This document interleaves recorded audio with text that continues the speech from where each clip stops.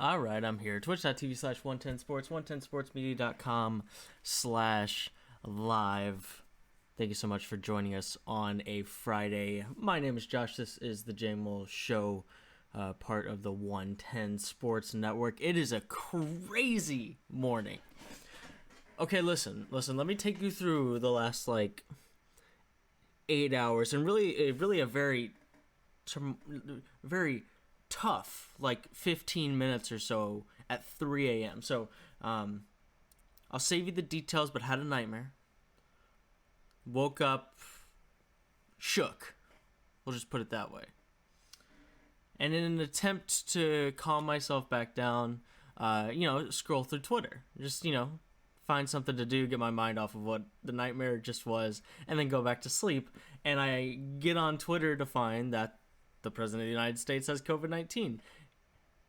And everything that comes with it, it had been a couple hours at that point since since the news had actually broke. But that was a really wild, 15 minutes or so in my mind. I'm just, going back and forth about, okay, what does that mean? What, if he gets to the point where he can't be the president, Pence tested negative. So at least there's there's not chaos in that both of them, the president and the vice president, have COVID-19, but just an absolutely wild way to spend 15 minutes in the middle of the night, sort of half awake, half asleep, half shook, half news that you never really, despite the disrespect that the president has had for the virus, you think that the people around him do everything that they possibly can to keep him from getting it. It's just one of those things that at one time, that you're not sure ever happens, even though, there's no reason that it can't happen. But I didn't want to spend too much time on that. But wow, what a ludicrous news cycle we're in the middle of. Much more interested in the sports news cycle of things. Of course, the last time we talked, we were previewing the NBA Finals, and now we have a Game 1 to talk about. A pretty ugly and discouraging Game 1 for many reasons, but I'll get to that here in a minute. At 11:20 or so, we'll update you on what's going on in the playoffs. The Cardinals, I think, missed their shot to advance to the divisional round last night. We'll talk about that here in a minute, as well as just the Padres stepping up big time. But at about 11:20 or so, we'll break down where we are in the NBA Finals world. The MLB playoffs world, and in the wild card round. And we'll also talk about Doc Rivers. Doc Rivers has been the Philly coach for about 25 minutes at this point, which is shockingly longer than it took for them to do a deal. They went and got him real fast, but he's already alienated himself from one of his stars. I'll give my thoughts on that here in a minute. And then we'll do the podium. It's an altered podium. It's a very special podium.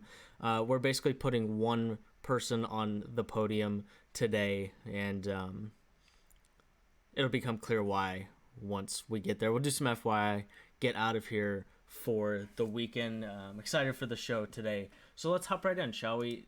Miami dusted after the first 6 minutes of Game 1. 116-98. We'll start with some of the stats here. Anthony Davis was ridiculous. 34 points, 9 rebounds, 5 assists, 10 of 10 from the free throw line. Every time he doesn't shoot multiple double-digit free throws, that's a mistake on his part. He should shoot 10 to 15 free throws every night, the way that he's just impossible to guard. LeBron 25, 13 and 9, one assist short of yet another playoff triple-double. 9 of 17 from the field, 5 of 6 from the free throw line. The Lakers came out. Now first, the Heat really got the first punch, and they're up 23-10 at one point. But both teams came out just not capable of missing. the Lakers started 10 of 16 from the three-point line. Like, for a Heat team that's been the best three-point shooting team in the playoffs and the best three-point shooting team in the regular season, that's one of their biggest advantages here. And we talked about it a little bit on Wednesday, but that's sort of an extension of how big of an advantage they have in terms of guard play. They lost the three-point line. Los Angeles really, reverted back to the median. After starting 10 of 16, they were 5 of 22 the rest of the game. So certainly, they're, as a team, they're somewhere in between those two things, but certainly closer to 5 of 22 than they are to 10 of 16 in terms of the three-point shooting personnel on that ball club. The Heat, 11 of 35. If they're going to lose the three-point line battle and then shoot 13 less free throws and make 14 less free throws than the Lakers, this could be over really quick. Of course, the big news here being that Goran Dragic, Bam Adebayo both hurt. Dragic with a torn fascia tendon, and it's a foot injury. For what it's worth, Bobby Marks tweeted the other day that this was something that Joe Johnson had, an injury that Joe Johnson had at one point, I believe in 2013, in the middle of the playoffs, and he was able to play through that. It's a plantar fascia, a torn plantar fascia in his foot. Joe Johnson suffered the same injury during Game 2 of the 2013 first round versus Chicago. Got an injection in his foot prior to every game. Would struggle shooting from the field and was 2 of 14 in a Game 7 loss. The point being here is that two things. One, it can be played on. It's one of those injuries that I think, as far as I know, it heals with rest and time. And Dragic doesn't have time to rest, which is not a good thing. Not a good thing for the Heat, but it is something that he can play on. It's if he can bear the pain. How long he can bear the pain will dictate how long he can stay on the floor. Of course, it seems to Joe Johnson not known for his efficiency necessarily, but that's those numbers aren't as efficient as he was during the sort of prime part of his career, right in the middle of it. But that's a big deal, and that's just one of those injuries that isn't going to get better soon enough. It's not. It's just going to be, we're going to inject your foot, we're going to numb those nerves a little bit, and you're going to have to go out and just grind through it. And the same with the neck strain. The neck strain is one of those things that is just like, it hurts all the time. Like just doing things as simple as trying to go to sleep. Like, at least if Dragic is off his foot, he can sleep. Like, Bam is, when you sleep, even when you have a completely healthy neck, sometimes you wake up with a crick in your neck, you slept on it a little weird, it's a little sore in the morning. You add a neck strain to that, he's going to be constantly aware of his neck for the next, however long, but specifically the next 10 days, hopefully it's that long, for these NBA finals. And that's just not good news, because without injuries, the Heat needed a lot of things to go right. Without injuries, now this is a Miami Heat team that's not 100%, and I have a hard time convincing myself that they're gonna find a way to win to win 4 of the next 6 games when they're not 100%, and specifically when their overall best offensive player in these playoffs is hurt and their best player is hurt. I'm really, and then Jimmy Butler turns his ankle on multiple occasions. I haven't seen anything when it comes to his status. I'm guessing that he's fine. He didn't play he barely played in the fourth quarter of that game 1, but he should be fine. He showed up at the beginning of the game, and I'm really curious to see what he does in game 2, because this is the kind of game, even if they're doubtful, that you need a guy who's your team leader, the heart and soul of your team, to go and a guy who's good enough to go and take over a game. I mean, he does it in fourth quarters. He's clutch down the stretch. I need Jimmy Butler to go out and shoot 25 times tonight, excuse me. I need that to happen. I think the Heat need that to happen. I mean, he was 8 of 13 last night. He was really good out of the gate. And then, he turns his ankle a couple times, and the Lakers just sort of run away with it, and it's ultimately not that competitive. But man, this in terms of excitement for the finals, this is about as horrible of a start as you can get. Because the other scenarios are you get a really close game and one of the two teams wins. You get a game 1 of the Eastern Conference Finals type game. One of the teams wins, and you're just locked in for the rest of this series. That's option A. Option B is that the Heat destroy the Lakers in game 1. And that almost adds more excitement, because then game 2 is about, okay, LeBron, what are you going to do? How are you going to respond? And you just know that LeBron's not going to roll over against this Heat team who's frankly not, who on paper is not as good as he is. That almost would add excitement to this. But instead, you got the underdog getting just smoked after the first 6 minutes of the game. And here's the thing. The Lakers, they were healthy for most of the first half. It's not like the first half was all that competitive after the first 6 minutes. At one point, they were up 23-10. They lost the first half by 17. After the first 6 minutes, I can look at the play-by-play here in the first quarter. It was 23-10 with 5:36. Jay Crowder made a 3 with 5:38 to go in the first quarter to go up 23-10, and Lakers called a timeout. From that point on,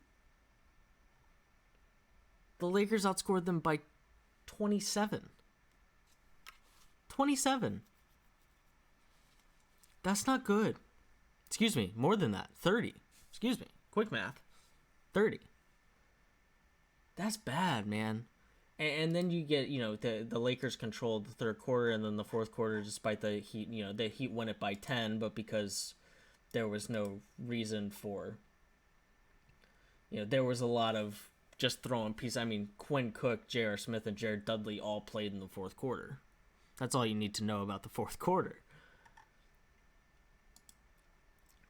But it's just such a discouraging start to this series in terms of how excited I am for the rest of it. Because now tonight is a must-win for the Heat. Because you're not winning 4 or 5 against LeBron. It's not happening. And it's also not... It's also just not a position the Heat have been in yet. Having to go against LeBron and be down to LeBron is near impossible. Having to come back against LeBron when you've comfortably been in the driver's seat in every series these playoffs is even harder. And I still don't think all of these Heat players understood exactly what they were getting themselves into here. Bam did not look ready to play against Anthony Davis in an NBA Finals. Anthony Davis just dominated him when he was in the game, and then he went out of the game. But he just dominated him. Tyler Hero doing things, like haphazardly pulling down a rebound and then getting it stolen because he's being careless with it. Jay Crowder passing it to Tyler Hero when he's out of bounds. That kind of thing can't happen. And I think I think I underestimated just how big of a deal it is, the fact that it's a finals. And you've got the 50th NBA Finals game for LeBron in Game 1. 50th. That's ridiculous. I saw a stat during the Padres-Cardinals game last night that Derek Jeter has 200 postseason hits. 200.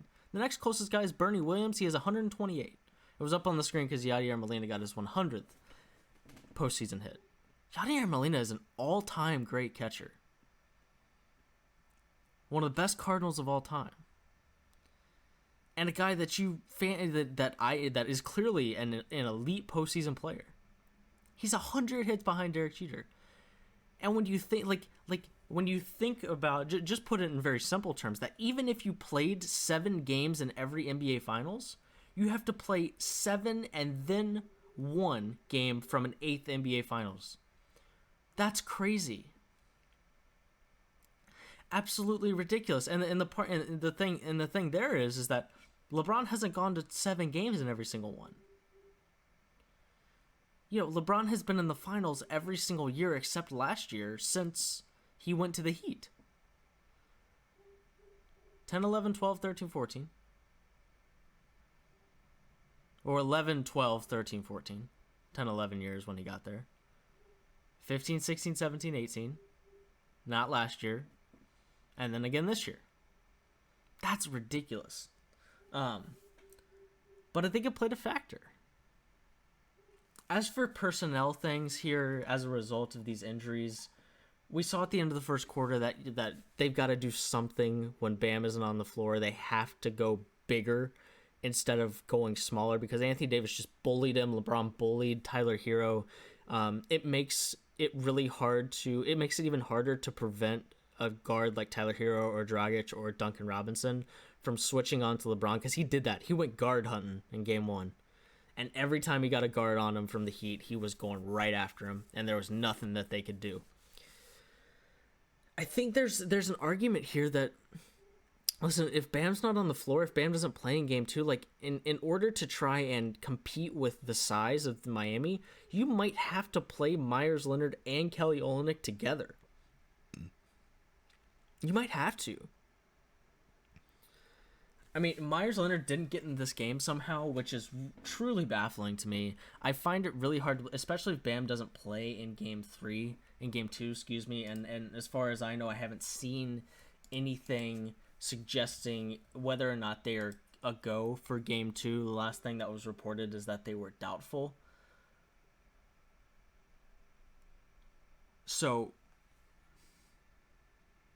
we'll see. But Myers Leonard, it's crazy. He went from starting most regular season games to not being able to get in the game, even when Bam is hurt. It's really quite impressive.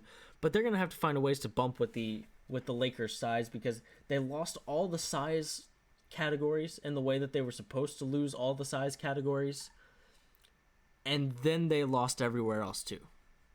3-point line, free throw line. They got out-rebounded 54 to 36. 54 to 36. That can't happen again. JaVale McGee didn't even play in this one, which is quite impressive. Dwight Howard, AD, Dwight Howard, Markieff Morris. It's not like they went as big as they possibly can. JaVale McGee didn't play. But they got to figure out something to compete with the size of the Lakers. Because without Bam, they can't go small. Kendrick Nunn was good, 8 of 11 shooting, 18 points. Tyler Hero, 14 points on 6 of 18. He had a minus 35 plus or minus, which is not good. Horrible, actually. Jimmy Butler, like I said, was good, 23 points, 5 assists, 8 of 13 shooting. Came out swinging in the first quarter, so that was encouraging. There's the only thing that makes you feel, if you're looking for ways to be positive, the Heat can return to a rotation that's very familiar with Kendrick Nunn and Myers Leonard in the starting lineup if they choose to go that way. It seems like it's going to take a lot for Myers Leonard to get back into the game, but a starting lineup that has Kendrick Nunn and Myers Leonard in it was one that they rocked with the majority of the regular season. So at least there's some familiarity there. I actually really like the idea of Tyler Hero playing point guard. He's big, 6'5". He can rebound really well. He's a good passer. He can score at all 3 levels, especially when he's got a smaller guard on him. I think first of all, I think there's an argument that the best version of Tyler Hero is if Tyler Hero learns how to play point guard in terms of his NBA career. I think that might be. I think there might be some legitimacy to that, and of course, I think Kendrick Nunn still outranks him in the pecking order in terms of who you'd like to play point guard right now. But I think there's at least I think that's a possible solution here if you don't have Dragic or and there's a very real argument that even if Dragic plays, he's just not very effective because he's in pain. We'll see how that ends up going. I just think that's an interesting spot there. Duncan Robinson and Tyler Hero combined to go 2 of 11 from the 3-point line. That's not good enough. Duncan Robinson has to do something else in 27 minutes if he's only going to shoot it 3 times, or he needs to get off the floor. Because other than that, he's just a defensive liability. 0 points. That just can't be the move. They've got a very tough uphill climb coming. Very tough. I hope tonight is competitive. If they don't win the game, the series is probably over.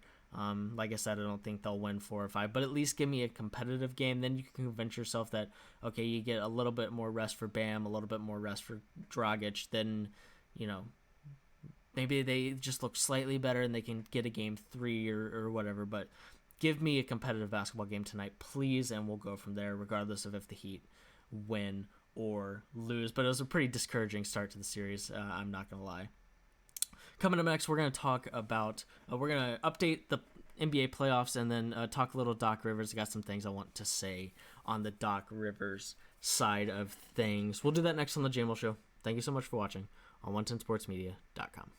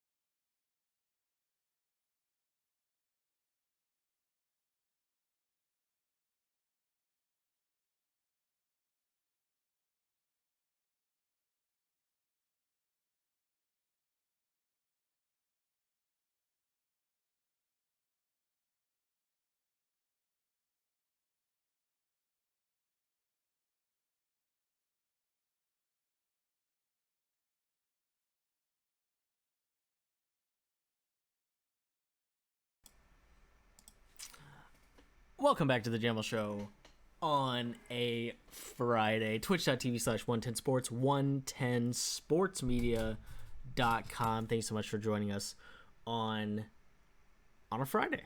It's nice outside. It was cold this morning, bro. Let me tell you. 45 degrees last night. We're talking about Tennessee here. I mean, it's October 2nd, so it was going to happen eventually, but man, let me tell you, pretty cold out there, and I wasn't exactly ready for that. Let's talk some baseball, shall we? Let's talk some baseball here. You've got the AL side of things set. The AL side of things set. You got eliminated. You got the Blue Jays eliminated. You got the Indians eliminated. The Twins eliminated. The White Sox eliminated. Listen, the Blue Jays, they're gonna be good. They're gonna be good for a while, but the Rays are just the better baseball team right now. You know, the timely hitting. And then the pitching is just elite. They're one of the more well-rounded teams in baseball, and it was versus a young Blue Jays team. That's just the extent of it in that particular series. The Indians, they got smoked. They scored 12 runs in 2 games and got smoked because the Yankees' offense is just so damn good. Shane Bieber had his worst outing of the season, which, it's not totally his. I mean, it's the Yankees, man. That offense is so ridiculous. And in this wildcard series, the Yankees reminded us why they were one of the favorites to win the World Series coming into the year. They did. They are so good on the offensive side of the baseball. You've got a guy that you really think is going to put you in a position to win the baseball game every time he steps on the mound, and Garrett Cole. She's got bodies, and that lineup is terrifying.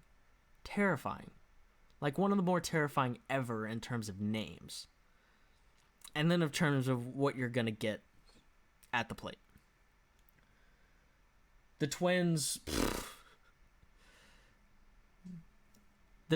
fell victim to Dusty Baker's really actually quite cool game plan there. I equate it a little bit to the way that Calipari did his 2014-15 Kentucky team where he basically had 2 sets of starting fives, and they played, one group played 21 minutes, the other group played 19 minutes sort of thing. Dusty Baker in this 3-game series, he said, listen, we're going to throw 2 starting pitchers out there in each game. That's what we're going to do. And as a result, you had Zach Greinke come throw 4, and then Framber Valdez came and threw 5 shutout innings after. And then essentially the same thing happened in game 2. Jose Urquidy and Christian Javier, and it was chalked. And what we got reminded about with the Astros now, the next step, of course, is getting Zach Greinke to go 6 and getting Urquidy to go 6. And to get Valdez to go 6, and that's a much bigger task. But here's the thing: this is still a lineup that features Jose Altuve and Alex Bregman and Carlos Correa and George Springer and Josh Reddick and all of those guys that won a World Series not that long ago. We'll save the conversation that surrounds that World Series. But the point is, that's still a very scary Astros lineup. And even though they underachieved this year in a big way, if they get good pitching, and they got great pitching in the Wild Card Series, then they're going to be able to put enough runs up on the board. They're going to be able to do it. And that's a Twins team that has a good offense, man. And they were able to shut them down completely shut them down. The Twins now up to 18 straight playoff losses. Not series losses. Just games. And when you combine that with the fact that the Twins for a while weren't very good and weren't making a whole lot of playoffs, it has been a tough last 20 years for the Twins.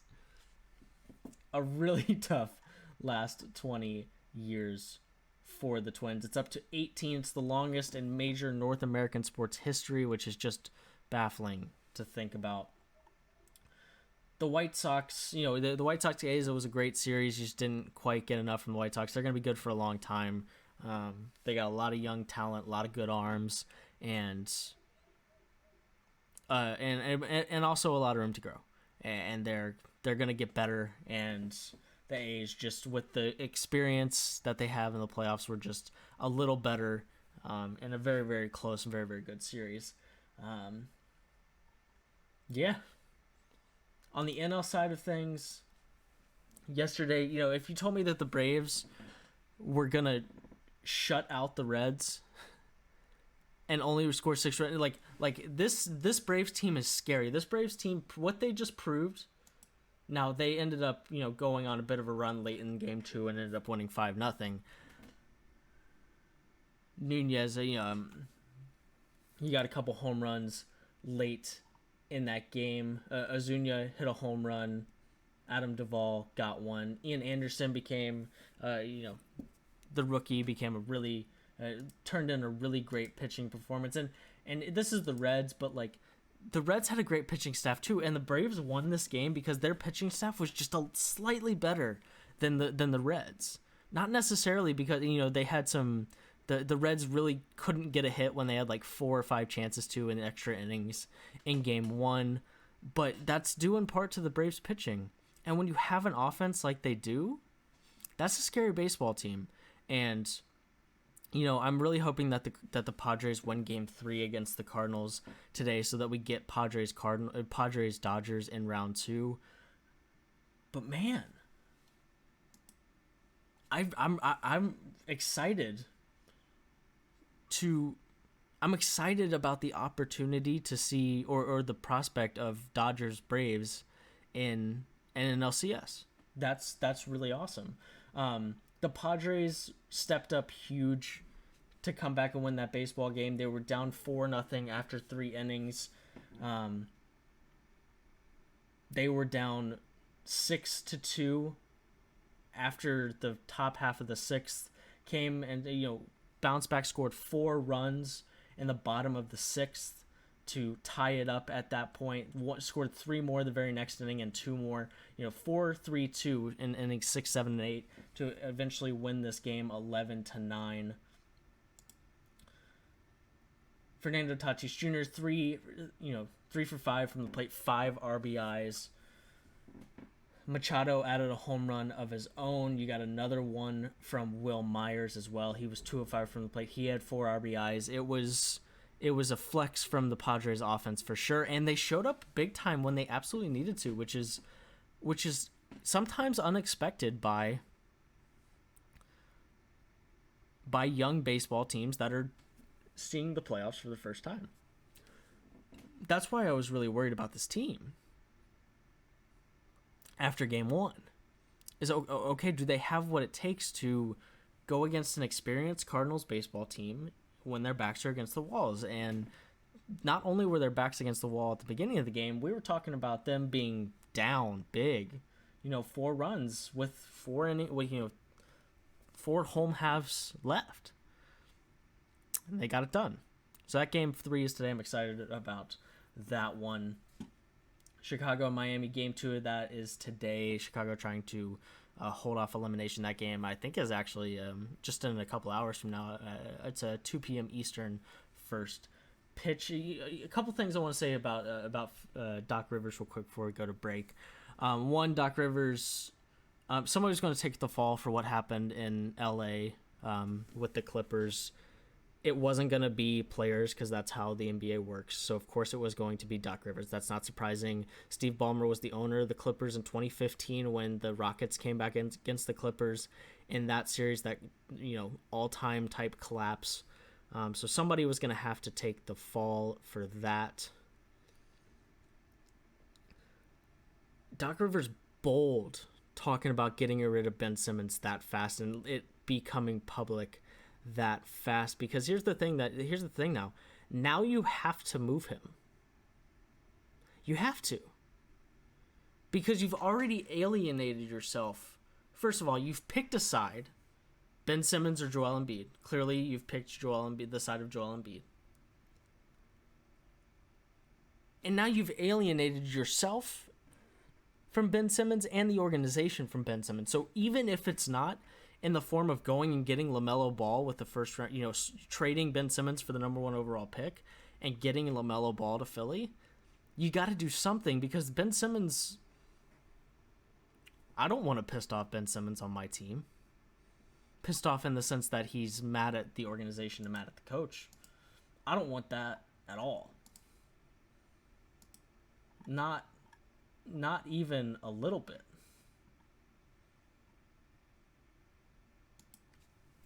So we'll see what actually happens there. But man,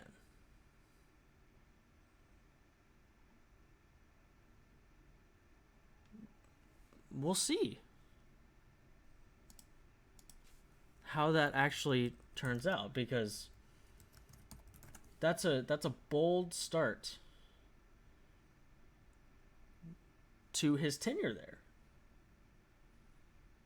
Bold start. And it's not, and let me be clear, I don't necessarily hate that. There's part of me that wishes that they would value Ben Simmons more and try to, put a ton of shooters around him and let them run up and down the floor a bunch, because until Joel Embiid gets in shape, they're not winning the title with Joel Embiid being their best player. I feel really adamantly about that. I get it though. Right now, Joel Embiid's the better player. I just think that you might be able to put a better basketball team around Ben Simmons in today's NBA, but that's neither here nor there. I don't necessarily disagree with the move. I agree first and foremost with the move that you have to move one of them. Whichever one you move, whatever. There are reasons to move either of them. But move one of them because it's clearly not working. And now the front office needs to make some smart decisions, because it doesn't matter who the coach is if they continue to do stupid things. So make some smart decisions and get this on the right track, however you might do it.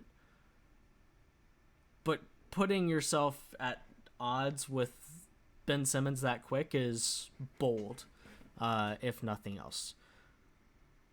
But we'll see what actually happens with that. I'm going to do a little bit more research, have a little bit more time to think about that. But it certainly was a quick turnaround for Doc Rivers. LA to Philly, Shams was reporting that he was on a plane less than 24 hours, or maybe it was Woj, less than 24 hours to Philly after he got fired by LA. So Philly really wanted him. It happened really fast. It's a 5-year deal, according to Shams from The Athletic. So it happened really, really fast. And now that he's off the coaching board and that D'Antoni is still on it, we're talking, there's D'Antoni, there's Dave Joerger. What does Indiana do? What does Houston do? What does the Clippers do? What do the Clippers do? And now if they don't hire Tyronn Lue, then they've made the wrong decision, in my opinion. But we'll see what actually happens on the coaching carousel front of things in the NBA. Coming up next, we're going to do the podium. We're gonna put the spotlight on a basketball player that's a big deal to me, and there was some news surrounding him this week, and to give him his moment in the sun and thank him for what he did in the NBA. We'll do that next on the JMULL Show on 110sportsmedia.com.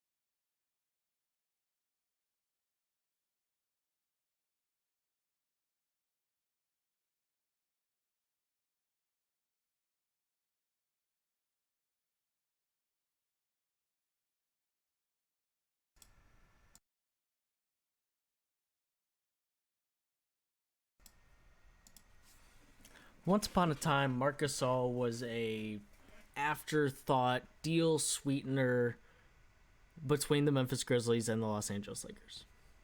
At the time, Pau Gasol was one of the best Memphis Grizzlies of all time, still is, and he was going to LA, and he was about to go and win championships with Kobe Bryant as a Los Angeles Laker. The Grizzlies were supposed to be the biggest loser. They were going to be the loser of the trade, and they threw Marc Gasol in there, a guy who had played high school basketball in Memphis at Lausanne Collegiate School, because his brother was in Memphis playing basketball for the Grizzlies. He was chunky at the time, and he wasn't. It was a Grizzlies team that was supposed to be in a rebuild, and that was moving on from Pau Gasol, and ushering in a new era. In 2008 and 9, he played 82 games for Memphis, 11.9 points, 7.4 rebounds, 1.7 assists, 1.1 blocks. Those assist numbers went up all the way to 4.7, 4.6. He became one of the best passing big men, one of the best defensive big men, one of the best big men, period, in the NBA. He became one of the most important Grizzlies of all time, a massive part of the core four that also included Tony Allen, Mike Conley, and Zach Randolph. He was an all-star in 2014-15, again in 2016-17. Played at least 65 games every year except for 2014 when he played 59, and 2016 when he played 52. He gave everything to Memphis for, 10 years, essentially, and then went and won a championship in Toronto, which, while I hated to see him and Mike Conley go, the fact that both of them went to teams that are equipped to make runs and playoffs, and for Marc Gasol, he actually won a ring, made me incredibly happy. For 10 years, I lived and died with every Memphis Grizzlies shot. Whether it was Game 8 of the regular season or Game 7 of a Western Conference first round versus the Clippers, it was all the same. It was one of the most important things in my life for the better part of a decade. I can't tell you how many times I've sat in the FedEx Forum and had barbecue nachos with my dad. Can't tell you how many times. It is one of the most important parts of my childhood growing up. And Marc Gasol is a really big part of that. At his peak, 19.5 points, 6.3 rebounds, 4.6 assists. He was awesome. He was a guy who did whatever needed to be done to stay in Memphis, and ultimately became the guy that, that trade in 2000 prior to the 2008 season. It was not supposed. The Grizzlies were never supposed to win that trade. Grizzlies won that trade. The Lakers got a guy that helped them win championships, but Marc Gasol has been the better big man for the last 11 years. And now he's headed to Spain, to Barcelona, to his hometown, to play basketball, to finish out his career there. One of these days he'll get a proper goodbye in Memphis. He made this decision. The Grizzlies, there's no way that there's not a Core 4 statue of some sort out in front of the FedEx Forum before it's all said and done. At some point, they'll have them all back. He'll get his moment in the sun inside a FedEx Forum in front of 18,119 people. But there are few things that have been constants in my life more than the Memphis Grizzlies. And as an extension of that, Marc Gasol and Mike Conley and that core four and those golden years of being a Grizzlies fan. And now there's this incredible excitement around this team that we have now with, 2 first-team all-rookies, the rookie of the year in John Morant, Brandon Clark. Jaren Jackson Jr. is young. He's great. He's, they not only are they guys that are great, they seem to also understand what it means to play basketball in this city. And what it means to go out there with Memphis taped to your chest and understand that it's not just a basketball team that happens to be here. It's a basketball team that's completely ingrained in the identity of this city, and a basketball team that helped a city that got a bad rep. Not a whole lot goes on in Memphis. There's a lot of crime. Now we're the grind city.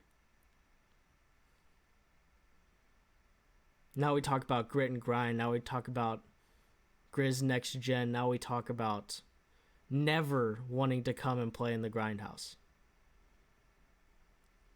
We get stories of Blake Griffin saying that there's nobody he wanted to play less than the Memphis Grizzlies because he didn't want to fight Zach Randolph for 7 games.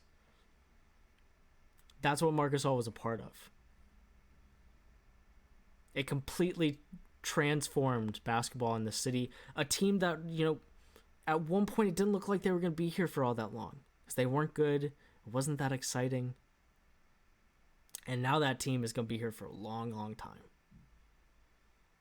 And Marc's a big part of that. And it's only right that he ultimately gets his chance to stand in front of the FedEx Forum fans. And I would be remiss if I didn't take the opportunity to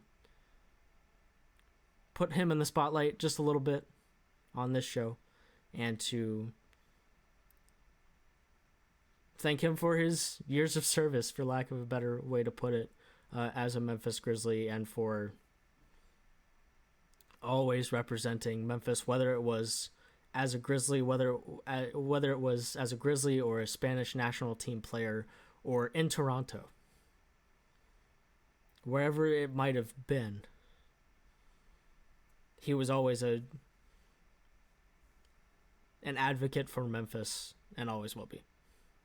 So big shouts to Big Spain, and the fact that he gets to go back to his hometown and play basketball to sort of round out this absolutely incredible professional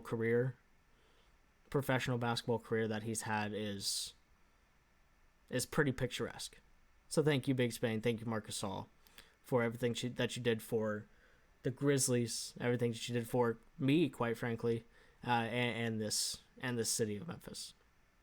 Coming up next, we'll do some FYI. Get out of here for the weekend. You're watching the JMULL Show on 110sportsmedia.com.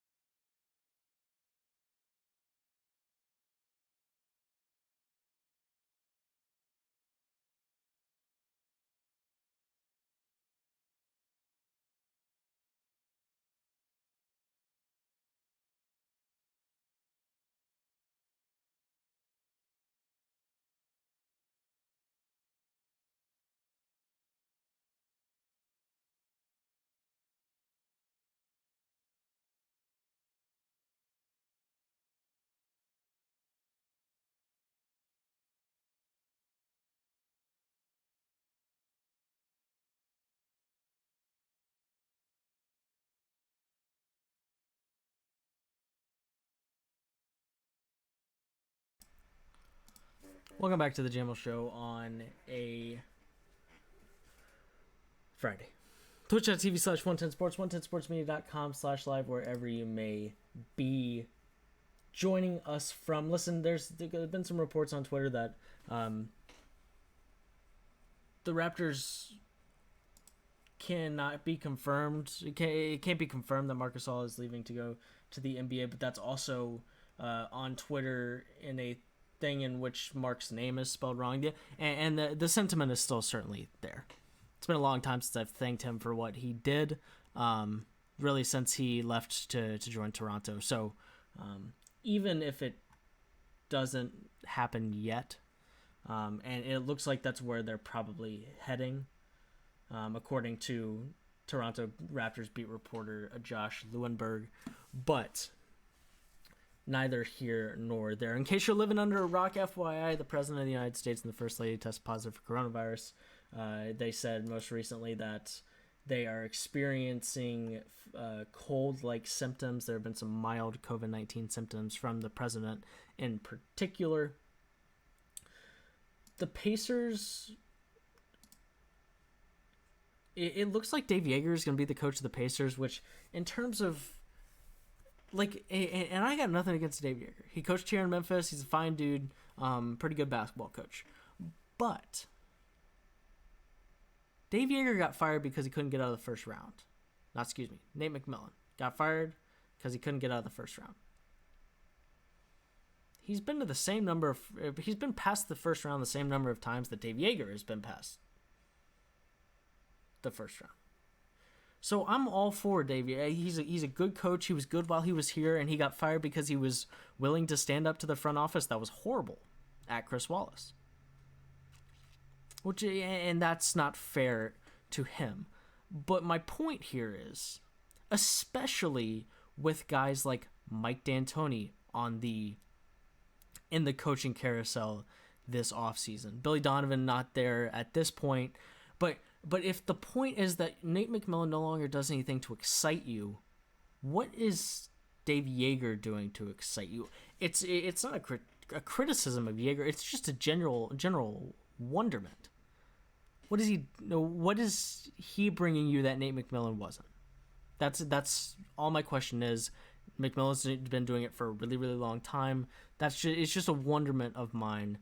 What is he doing that Nate McMillan wasn't? What makes you feel like Joerger is the guy to lead this Pacers team that has a really good shot of being really good next year that Nate McMillan wasn't capable of doing? Because it's not playoff success. And it's not playoff experience. Because McMillan's been to the playoffs far more times than Joerger has. It's my only question. We'll see what actually ends up there. Of course, Doc Rivers being on his way to Philly. D'Antoni, we still don't know what he's doing.